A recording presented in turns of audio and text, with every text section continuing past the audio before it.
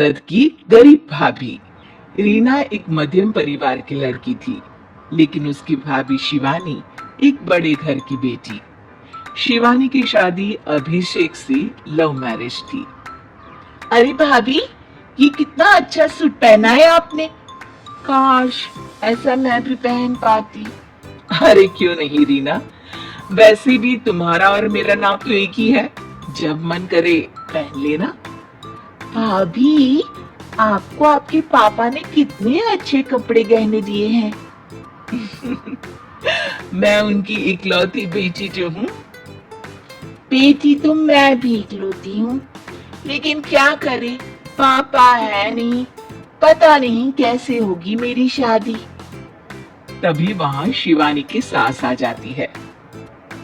अरे क्यों नहीं करेगा भाई तेरी शादी धूमधाम से, आखिर जिम्मेदारी है तो उसकी। और वो दिन भी आ जाता है जब रीना की शादी तय हो जाती है।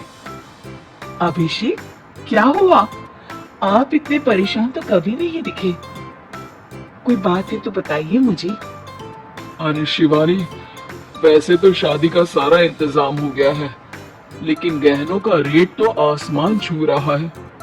कैसे क्या करूं, कुछ समझ में ही नहीं आ रहा। थोड़ी देर में शिवानी अपने पूरे गहने अभिषेक के सामने रख देती है। ये लीजिए, गहनों का इंतजाम भी हो गया। अरे नहीं नहीं शिवानी, मैं ये गहने किसी हालत में भी नहीं ले सकता। ये तुम्हारे पिता ने तुम्हें दिया था, और तुम हो कि। तभी वहाँ सास आ जाती है। अरे तो क्या हुआ, इसकी तो हो गई ना शादी, अब किसे दिखाने हैं इसने गहने। सास गहनों का डिब्बा शिवानी के हाथ से लेकर वहाँ से चली जाती है। रीना की शादी धूमधाम से होती है और अब वो बड़े घर की बहू बन जाती है। वहीं रीना की शादी के बाद शिवानी और अभिषेक उसकी शादी के कर्जों से डूब जाते हैं। मैं सोच रही हूँ नौकरी करनी शुरू कर दूं। वैसे भी पढ़ी लिखी हूँ, आपकी थोड़ी मदद भी हो जाएगी। वैसे शिवानी, कुछ दिन कर लो तो अच्छा ही होगा, क्योंकि जरूरत भी है। अब शिवानी भी नौकरी करने लगती है और घर खर्चे में अभिषेक का हाथ बटाती है। एक दिन शिवानी, रीना का फोन आया था, कह रही थी कि आने वाले त्योहार में उसके ससुराल जाना है। ठीक है माँ। अरे ठीक तो है, लेकिन एक काम कर लेना, उसके सास ससुर से लेकर पूरे खानदान के कपड़े मिठाइयाँ सब ले आना, और हो सके तो रीना के लिए छोटे से कान में पहनने के बूंदे भी। और क्या है ना, शादी में उसे सारी बड़ी बड़ी कान की ज्वेलरी दी थी, घर में पहनने के लिए तो उसके पास कुछ भी नहीं है।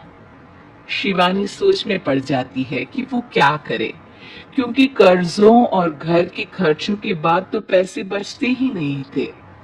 शिवानी फिर अपने पिता को फोन करती है और उनसे पैसे मांगती है। देखो शिवानी, मैंने तुम्हें शादी के वक्त ही मना किया था कि ऐसे घर में शादी करनी ही नहीं चाहिए।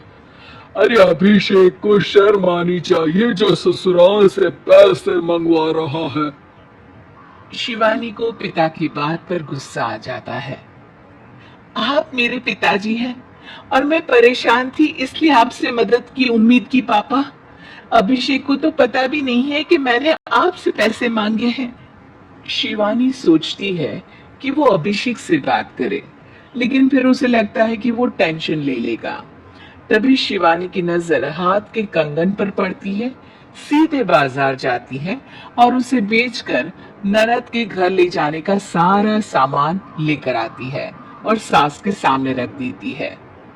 हाँ ठीक है, लेकिन फल थोड़े और अच्छी क्वालिटी के होने चाहिए थे।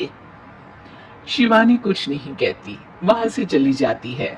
एक दिन शिवानी, रीना का फोन आया था, बहुत रो रही थी। क्यों माँ, क्या हुआ? सब ठीक तो है ना उसके ससुराल में? अरे तूने तो उसकी नाक ही कटवा दी। अब मैंने क्या कर दिया माँ? कह रही थी कि बड़े घर की बहू है भाभी, जो कपड़े दिए वो ब्रांडेड भी नहीं थे। तू तो जानती है ना उन लोगों का पहनावा कितना अच्छा है। तू तो मेरी बेटी का भला कभी सोचती नहीं।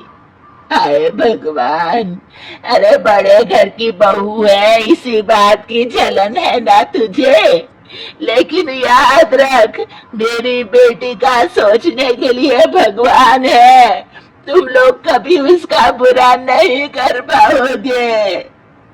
अब शिवानी के मन में सवाल था कि क्या ईश्वर सिर्फ रीना के साथ है, उसके साथ नहीं? लेकिन उसे सुकून था कि वो अभिषेक के साथ उसकी जिम्मेदारियों को निभाने में बराबरी की हकदार है। शिवानी वहां से चली जाती है। वो सास से कुछ नहीं कहती, क्योंकि अमीर घर की बहू बनकर रीना को भले ही सुकून ना हो, लेकिन गरीब घर की बहू बनकर शिवानी खुश है। क्योंकि खुशी पैसों से नहीं, परिस्थितियों पर निर्भर करती है।